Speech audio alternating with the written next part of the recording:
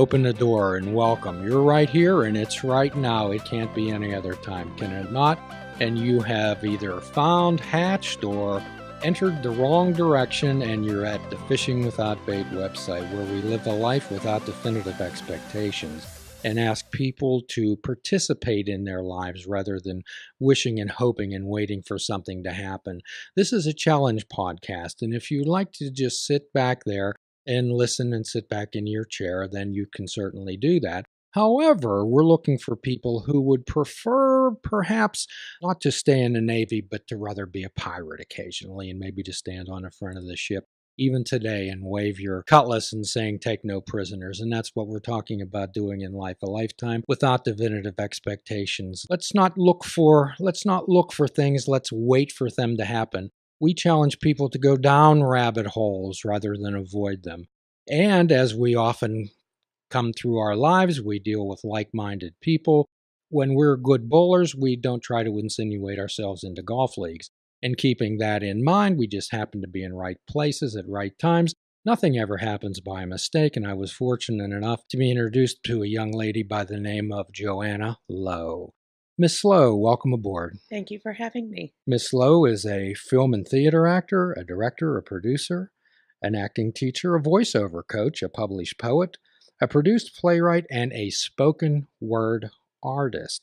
And what I was particularly interested in after listening to her CD entitled Epiphany, and we want to hear all about that, I found that we were like-minded people, and she follows along a lot of our lines on Fishing Without Bait, and particularly in full impact mindfulness. So we discussed it a little earlier before we began recording about your entry into Pittsburgh. And could you talk to us a little bit about that, Joanna? Well, sure. I came to Pittsburgh in 5th grade after I grew up in State College. My father was a minister, so we moved around quite a bit. And after living in State College, my parents had just come from Iowa. Then we moved to Philly. Then we moved to Pittsburgh. And it was at the time when I had just found my group of friends. I was really happy in Philly. And then my parents wrenched me out of that school right in the middle of the school year, actually, and to Pittsburgh, which was dark and dirty and ugly and bitter. And I hated it.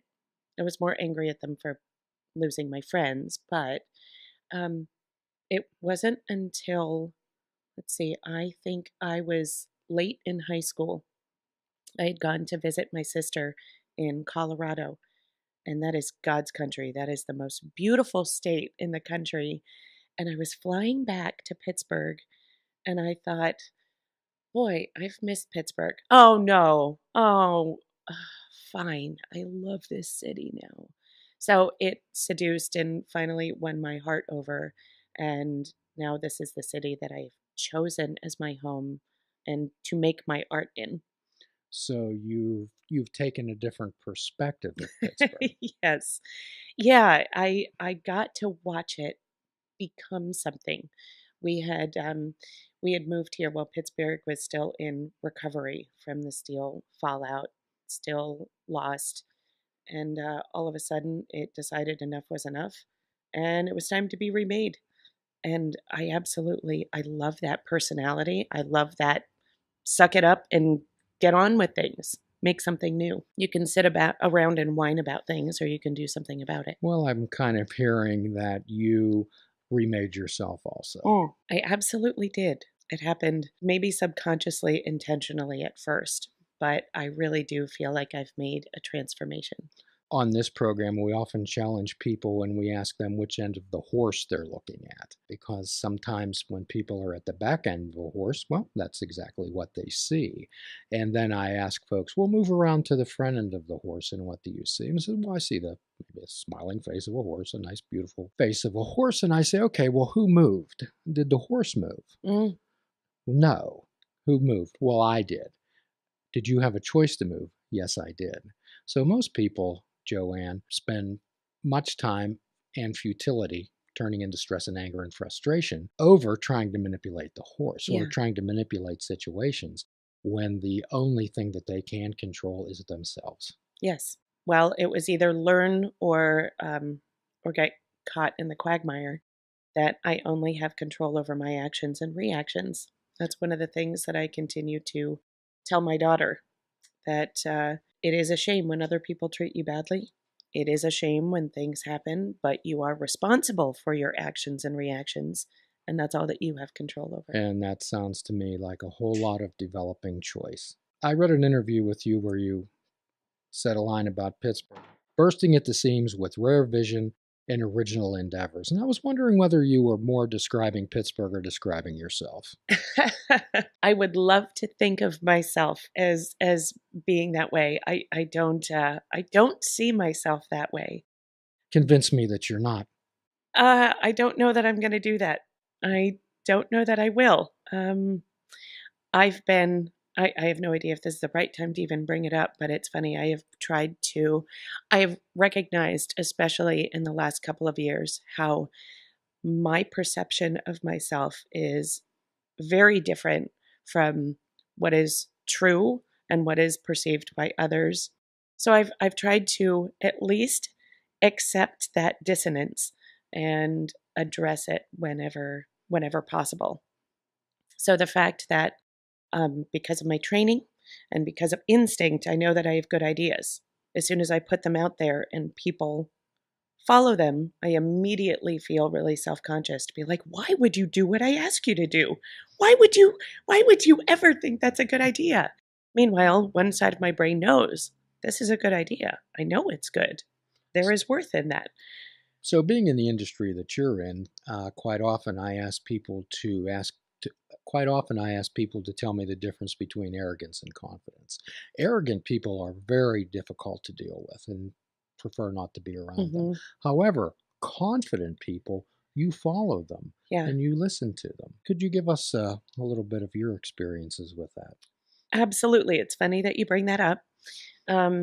It was just a few years ago. This is after over a decade of being in theater, public theater outside of school, public theater endeavors, and writing.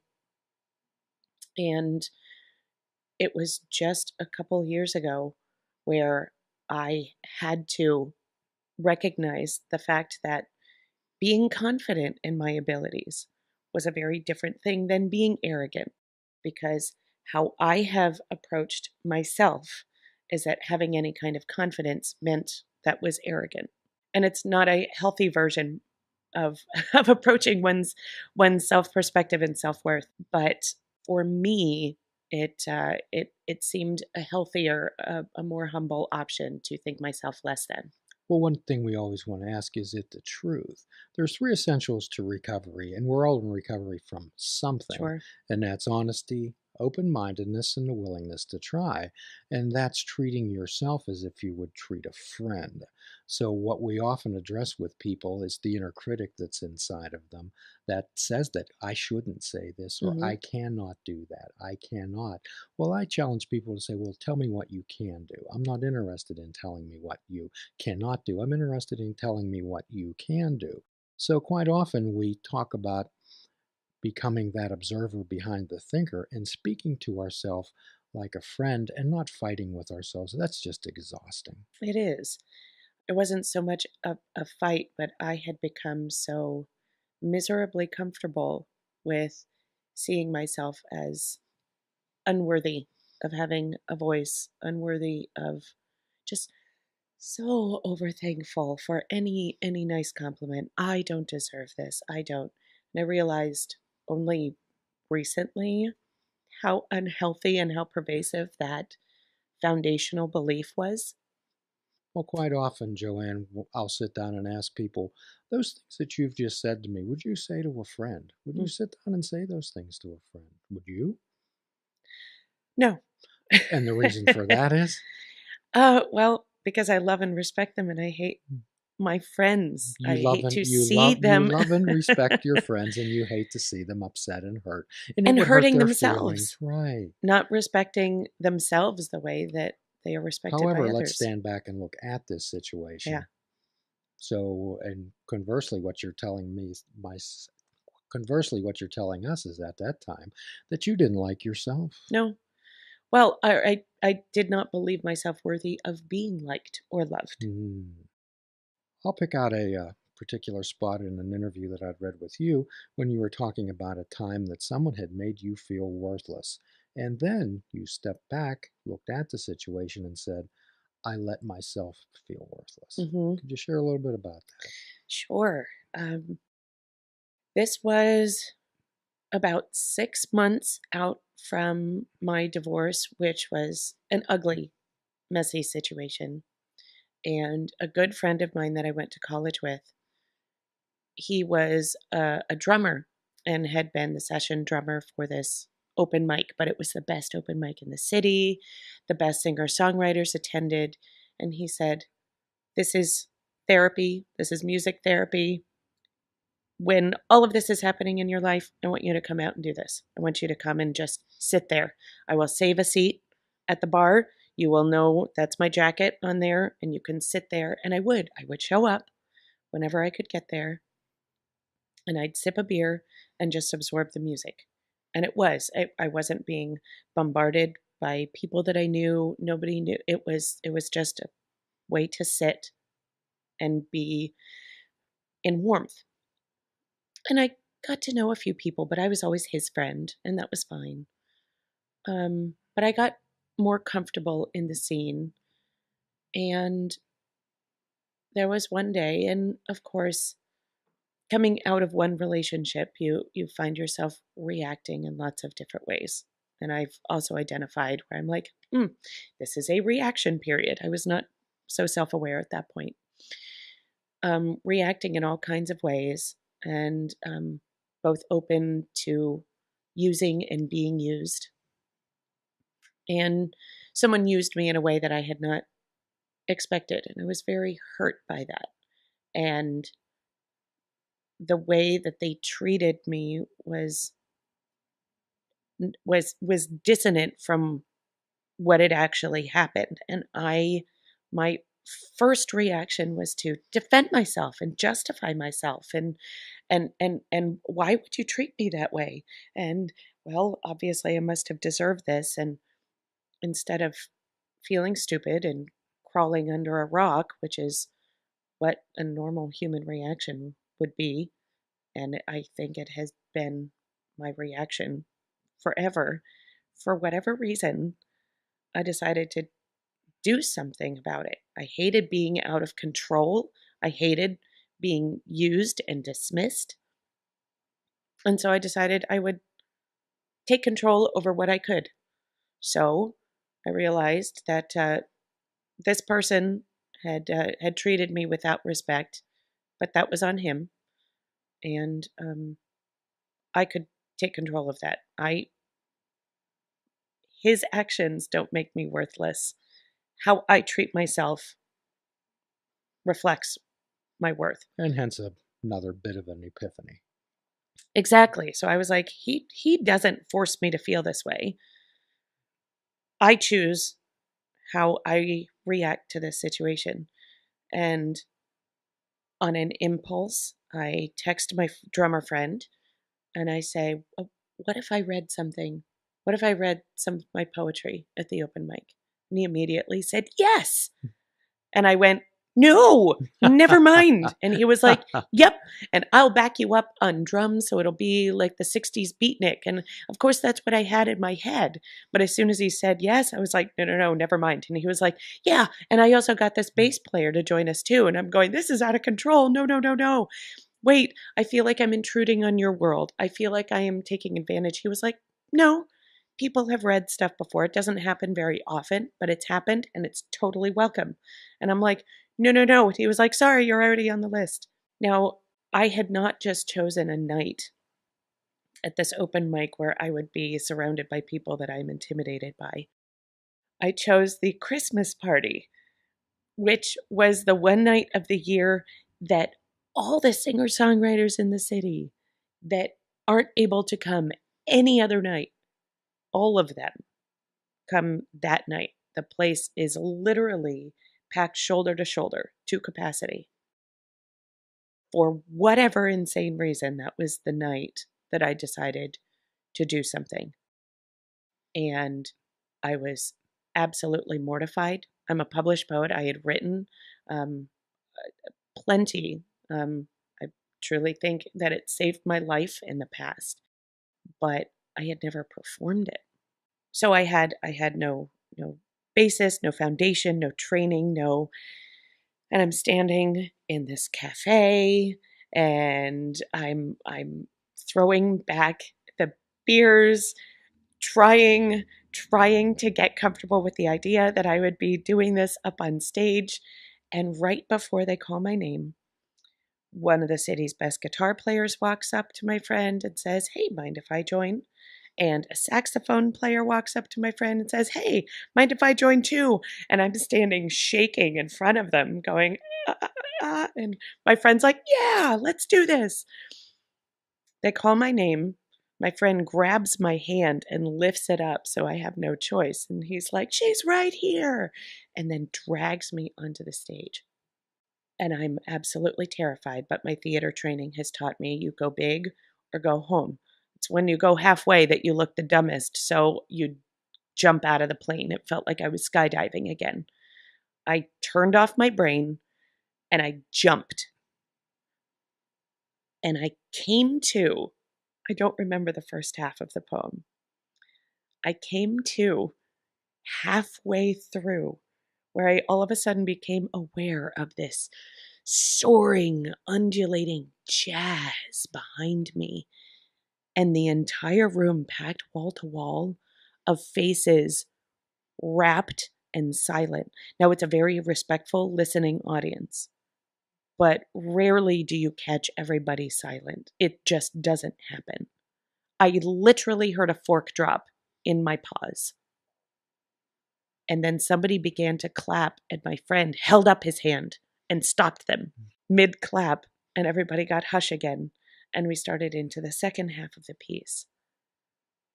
And I was aware of what was happening there. And I just remember absorbing, like hearing the jazz and feeling me perform it and seeing everybody just completely invested in what I was doing. And then it ended. And like I said, it's a very respectful audience. Everybody claps. There might be a whoop here and there. They erupted, cheering and clapping and their fists overhead and everything. It was unprecedented to my experience in this. And then I jumped off the stage because it was just too much. I was like, I need to get out of the spotlight and jump off the stage. And several people that I had met through my friend there was like, I didn't know you did this, Joanna. I didn't know you did this. And I said, I don't. That was the first time. And they said, well, this is who you are now. And they didn't let me stop. And I tried. I would hide in the back of a room. People would ask me to show up to an event, and I would sit in a corner innocuously, hiding behind. Musicians kept coming up to me. Can I please play with you? Can I please play? And I kept thinking, I kept going, thank you so much. Thank you so much for playing with me. It was an honor. But I kept trying to hide, and they kept dragging me up on stage. It was at least 2 years after that first time on stage. After the third time I had been approached by a record producer. The third time I finally went, okay, what do you mean? And he said, I mean, you show up to my studio with your band and I will make your CD. Holy crap. Well, then we had a CD release concert, and my friend was the drummer for that concert. And it was beforehand. I said, I was like, thank you. Thank you so much. I'm so honored. I'm so honored. I'm so honored. And he said, Joanna, it's time to shut up. We are not here because we love you. We do love you. But we're here because we actually believe in what you're doing, and it's time that you act like it too. So get out on that stage and own it. And so I kind of gotten lovingly browbeaten by my friend who had stood by and watched me say, I'm not worthy, but I am so thankful. And I've tried at least to address the internal schematic that's dissonant, in the hopes that, that looking at it as the first problem. And I've noticed changes. By being aware, things start to adjust. So what you were describing so vividly and painting a living picture was a microcosm of every one of our last 107 episodes. When we're talking about, number one, being in that comfort zone. And sometimes comfort zones, Joanna, we view them in a different way, that we think that's a nice place, a place where we detox, a place where we de-stress. However, most of the time, comfort zones are made up of bounds and barriers that we create ourselves. And nothing ever grows, nothing ever is accomplished, or growth does not take place inside of a comfort zone. It takes place outside of it. So the idea is that we view people as a balloon with an infinite capacity, for example. Mm-hmm. And when you talk about dissonance, I irritate people. I purposely irritate people to stretch that balloon up against those boundaries so they do get restless, irritable, and discontent, and they use that energy. Emotions are wonderful. They're neither good nor bad. It's your reaction to them. So apparently that energy of anger and frustration against this individual, and you might want to thank them someday for doing this for you. I think I have. Is that you stepped out of that comfort zone and says, and all courage is the ability to deal with fear. Yeah. So you got that fear. Once upon a time with you, sweetheart,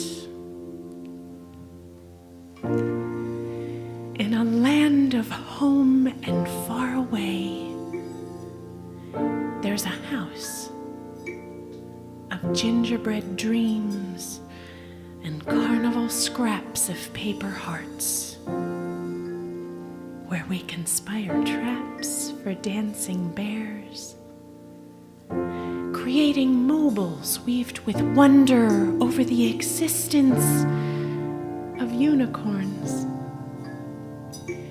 rainbows arching a sky over talking lions. Please check out our website at fishingwithoutbait.com, where you can listen to the show, comment on our discussions, and find out where you can subscribe to our podcast. If you're interested in flying the colors of Fishing Without Bait, click the shop icon on our website. We have clothing, mugs, cell phone cases, and so much more. Show the world that you fish without bait. This show is a member of the Sorgatron Media Podcast Network.